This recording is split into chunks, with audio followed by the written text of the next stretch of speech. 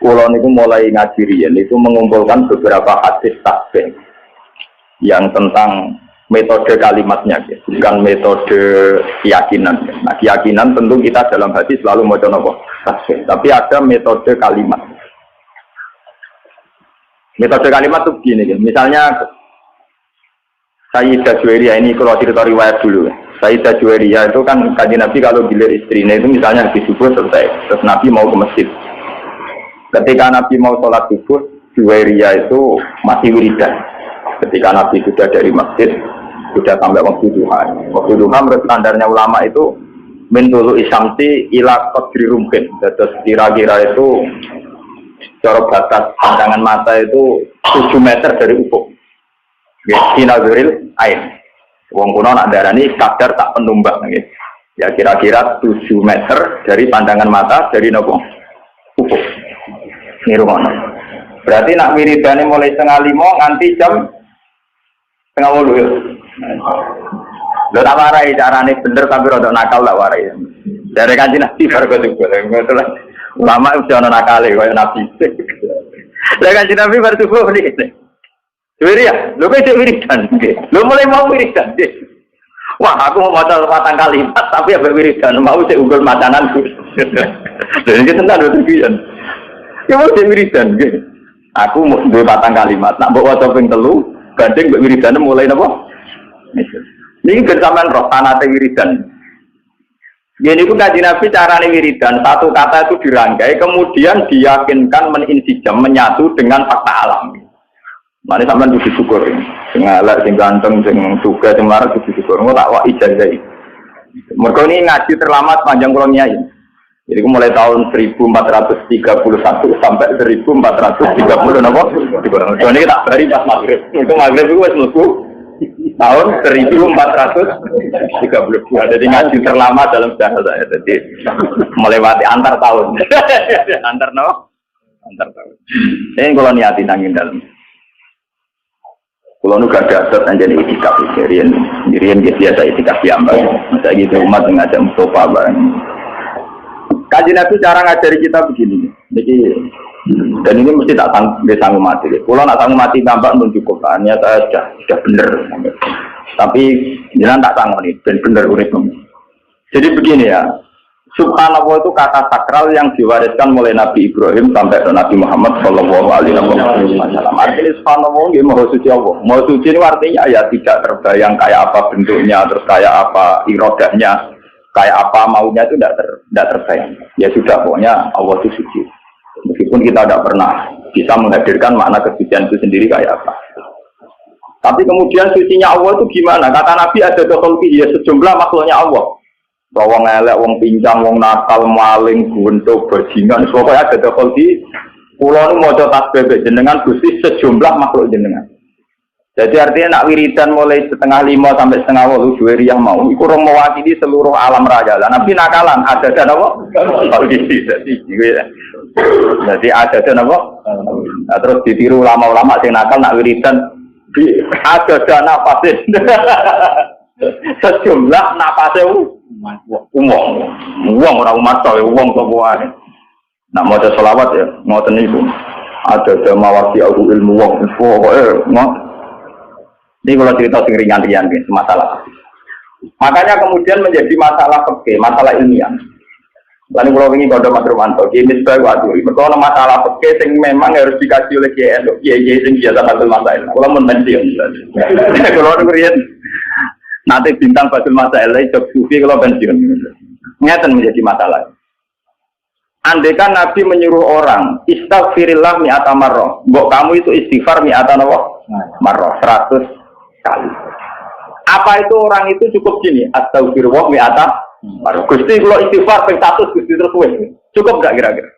Apa harus bilang astagfirullah sampai 3 sampai 100 kali? Kira-kira rata-rata ulama darani ya enggak harus astagfirullah sampai 100. Tapi masalah ditolak beda. Tak kalau lagi misbah, uang menitolak tuki salah. Tadi gue tolak bain. Padahal dia hanya bilang tolak tuki, kamu tak talak. Salatan kelan kambing telu. Tapi dia hanya bilang salatan loh, tidak tolak tuki. Paham sih? Sehingga itu menjadi masalah ilmiah. Paham ya? Ketika Nabi bilang istaghfirillah mi'ata marrah. Itu kan kita harus bilang astagfirullah sampai 100 kali. Tapi di bab tolak beda. Ketika kita bilang gue tak pegat ping telu, jadi baen apa? Baen. Padahal kita hanya bilang 1 kali. Cuma meni ping telu. Iya, tapi misalnya rokin tak jotos pingsan, tak jotos ping telu kan tetap lara pisan to, sing kena napa? Ini masalah fikihnya. Ini ngrungok tenang. Tapi itu kan ada. Tapi Kanjeng Nabi itu kenapa ngajarin kita justru pakai adat itu? Adat khalqihi sejumlah makhluknya. Jadi kemana Kanjeng Nabi nak perasaan beliau untuk wong nakal, wong bajingan, wong kafir sekalipun, perasaan beliau itu ya bukti kesucian Tuhan. Ya sudah perasaannya Nabi kalau Abu Jahal CS itu ya kesucian Tuhan, kalau Abu Lahab kesucian Tuhan. Nabi Dewi ora tahu paham, ya ora pengen paham makna suci itu kayak apa, ora pengen paham. Orang malaikat kok suci malah ngawur. Begini, ketika ini cerita nyata, dan saya siap disomasi malaikat, ini kalau ngomong tenang. Ketika Allah ngendikan, malaikat ini jahilun fil ardi khalifah, aku ning bumi sebagai khalifah, yaitu rupa manusia. Dari malaikat, Gusti yang benar aja, manusia itu punya reputasi atas alufia mayusidu sikut, manusia penggawean yang merusak, mengalirkan darah. Wa nahnu nusabbihu bihamdika nuqat kita ini yang sering membaca tasbih, kenapa kalah sama manusia yang potensinya ya ikut? Kenapa malaikat disalahkan Tuhan? Dari wong sing ahli ilmu hakikat ya malaikat itu beda. Ya orang ngawur ya malaikat. Wong muni mau suci kok curiga Tuhan kurang pertimbangan. Jadi seakan-akan malaikat di pancen keliru, lama tenan. Lho wis muni mau suci kok curiga pangeran kalah pertimbangan. Muni apa karo dasane? Saya pikir pertimbangan Anda ada akurat. Paham? Nanti mensomasi yang nganggep pertimbangan pangeran buat apa? Akurat. Kalau balik. Malaikat itu agak pasti terus, manusia diangkat dari apa? Lalu dia muni subhanallah kok curiga pangeran di keputusan orang akurat, paham? Bener apa salah? Ya salah kok. Lu nek muni subhanallah do nak kok ngono, paham? Kalau kalian balik, kenapa dalam diskusi Tuhan malaikat disalahkan? Padahal alasannya malaikat masuk akal. Gusti, kenapa engkau menciptakan manusia? Sing direputasi ya sikut, simak mengalirkan darah. Toh kita sering baca tasbih, mentasbihkan jenengan. Malaikat artinya apa? Natijah apa kesimpulannya? Janggal kan? Lu janggal apa betul? Lalu meyakini Allah mau suci kok janggal sampai keputusan. Nah di sini pentingnya kalau ngaji dan berikir. Kalau sampai sudah yakin Allah mau suci, tidak usah janggal terhadap keputusan Tuhan. Kau juga yang mutazilah dari pangeran itu ngersakno elek, tapi kok wong elek disiksa dilebokno neraka. Karep dhewe disiksa-siksa. Nah, kalau cara jadi pangeran ngene, lha wis jagal-jagal dhewe kok takon aku. Cara jadi pangeran eskal dhewe aku mbok jawab. Mengaku pangeran ya ora tau eskal. Pangeran dikon eskal. Jadi sebetulnya kenapa malaikat itu disalahkan Tuhan? Karena tidak adil. Wong mereka itu yakin Allah mau suci, kok dicurigai? Kan lucu loh kayak nah, yakin mau suci, rasa apa? Rasa curiga bener kan Nabi ada sekolti. Termasuk makhluk Allah ya setan ya iblis. Paham ya? Termasuk makhluk Allah apa? Setan ya iblis kabeh. Jadi dari kajian Nabi, aku pokoknya meyakini Allah mau suci sejumlah makhluk kabeh termasuk setan iblis. Iso pangeran gawe rugen keriting ya Allah subhanahu. Mereka nambah angen-angen dia spektakuler rugen. Belum gitu. SBY gue wajar tuh, dari karir politik presiden gue ada. Jadi tidak pati aja. Uang diutang, bojo pegatan itu murah. Bojo hilang, duit rapati duit tetap iso. Itu butuh desain khusus. Dan itu tidak mudah. Jadi nambah angen-angen dia spektakuler rugen, paham ya? Dan itu butuh detail menciptakan saraf yang macam-macam. Mungkin tahan bantu, mungkin kelainan tak ada pangeran. Butuh desain khusus. Itu ya ada dan apa? Melane wonten ulama ditakoki, tapi iki kowe ora oleh anut. Nara ulama, nara wali ora oleh anut. Iki kudu aku. Ulama ditakoki, "Kowe tau gedeng setan?" Wah, blas. Ora tau gedeng setan. Tapi setan ora nggodho manusa iku hebat. Wong saleh dadi nakal gara-gara godane setan. Setan itu kanjaku. Setan itu darahnya itu mindilu hadidar, jadi kacu. Mindilu kacu, kenapa? Kacu. Cara mobil ya wiper, cara mangan ya tisu. Mindilu hadidar, setan itu kacu. Mindilu hadidar. Ketika ditakoi, tapi dari pangeran setan itu kan tukang godo menuso. Nah, godo terus nyesat. Dari wong sufi mau sing wong almas, mau buat setan. Setan itu sapa kok sifati nganti hebat ngono. Angger godo iso nyesatno, angger godo iso nyesatno. Ora, setan itu tisu. Setan apa? Tisu. Ya kula niku ini mau ngaji sensitif, kudu orang ana tenan ben tahun baru kowe iso berkawan mbek setan, Pak. Ngeten ilmune itu ngeten. Ternyata ilmune itu ruwet, tapi yo gampang, kelas logika itu gampang.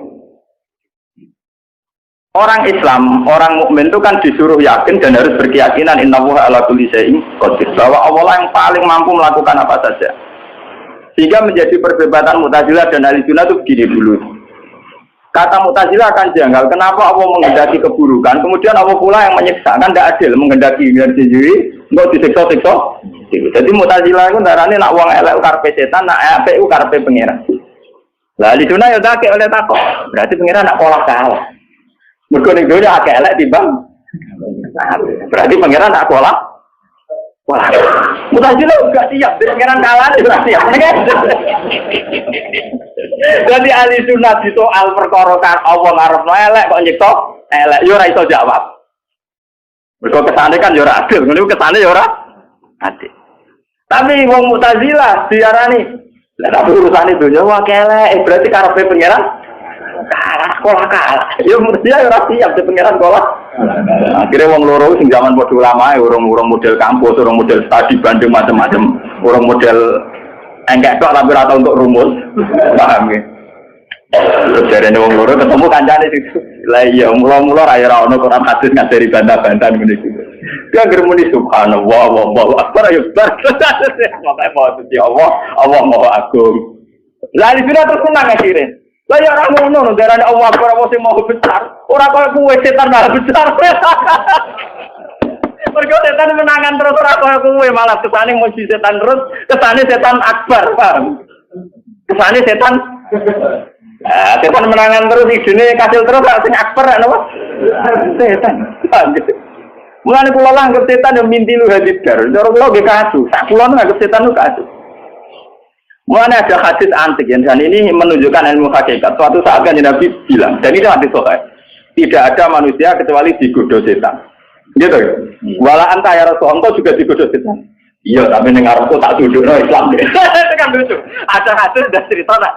Iya, kayak besar. Oh, hadis itu. Iya, tapi dengar aku setan tak duduk. Jadi ini gelem nopo. Padahal lucu, setan kok gelem nopo. Itu maksudnya itu memang itu percaturan ilmu hakikat. Jadi memang di depan Tuhan itu ya setan ya dalam rencananya, manusia juga dalam rencananya, jin juga dalam rencananya. Jadi di depan Tuhan memang nggak ada masalah sama sekali. Ya subhanallah lagi wallahu akbar. Lu soal bingung karena keung syariat dia monggo bingung tuh fitrah manusia dan itu sah. Jadi kayak udah nyesal. Gus selama ini kok iskal. Kok iskal itu fitrah manusia. Nah, uang iskal terus, ada dua ya iskal, di bujuk judes ya nopo, iskal, ambil konco dineng ya iskal, nak manusia penggawaannya nopo, kalau Gunung Merapi ya iskal, padahal Gunung Merapi nak protes, sayang di sini kamu yang nempat di kawasan saya, aku masuk nih gonku dewe kok, aku makan dengan aku dewe, misalnya Gunung Merapi ngomong lah sama apa, aku makan dengan aku dewe sing rene. Gak kecuali aku mau romam lah, udah ada. Aku mau aku dewi misalnya. Jadi ini memang masalah, makanya kalau sampai tidak, artinya gini ya, ini contoh dialek kecil antara Tuhan, setan, manusia, para nabi. Itu terus menjadi ilmu hakikat. Tapi ilmu hakikat ketika dibukukan pasti menyesatkan. Karena itu nanti kayak kasus Husain Al-Halab, kayak kasus Siti Jenar. Ya cukup ada ulama ngaji kayak gini. Bikin simulasi percontohan tidak usah dibukukan. Lalu memang nggak boleh begitu. Kemudian kita pakai mujmalnya saja yang pasti benar. Gini gue subhanallah walhamdulillah wallahu akbar. Selesai. Mulane kula mboten seneng mek kitab-kitab tasawuf sing berlebihan, awas godane setan, wong alim kadang keridu, wong sing saleh puluhan tahun kadang keridu. Nanti lama-lama jadi inna setan ala kulli syai'in qadir. Jadi setan ala kulli syai'in. Lama-lama kamu pemuja setan. Mergo ning kono diciptakan ana ulama mulai cilik saleh nganti 20 tahun saleh. Dia murid ribuan. Wong semono yo kalah mek godane. Jadi setan itu menangan, paham menapa? Malah dasi gede, berkusi-kusi menangan, paham ya? Aku lah mau tak anggap tisu, hati cilik dia ngadepi aku, tak anggap apa? Tisu, mindi luhalidah. Dan itu lebih ringan bagi kita sebagai orang pecinta Allah itu lebih ringan, subhanallah. Jadi cara kulon ketemu setan tak tahu kok iki hati nami sehingga wis apa? Ya sehingga wis aku ya Allah ya sampai setan apa? Maksud setan apa? Makanya di Quran, ya siapa saja yang di sini yang hafal Quran, dengan ngaji saya itu harusnya ada janggal. Karena Quran sendiri beberapa kali ngendikan kama tali syaitani isqala lil insani fur falam maka qala inni bari umminka inni aquwa rabbal alamin. Ya. Jadi setan ngongkon wong liya kan kafir, bar dene kafir, wetok sing kafir, aku ora melok kafir. Wetok sing kafir ora melok kafir. Alasan setan inni aquwa rabbal alamin. Aku mesti tenan pikiran, aku tahu roh. Bari ku setan mending ngene. Menuso cek gua-gua ge ora tau ora swarga. Ngono ada pengiran mati matian. Aku tetep ora lho setan ora tau dino lho, piye lho. Setan ora tau mabuk, piye. Ora tau nyolong iki. Lah repot. Ora nek Quran nyontok, kama tali setan isqala lil insani kufur. Tapi pala maka faro qala inni bari'um minka inni aquwa rabbal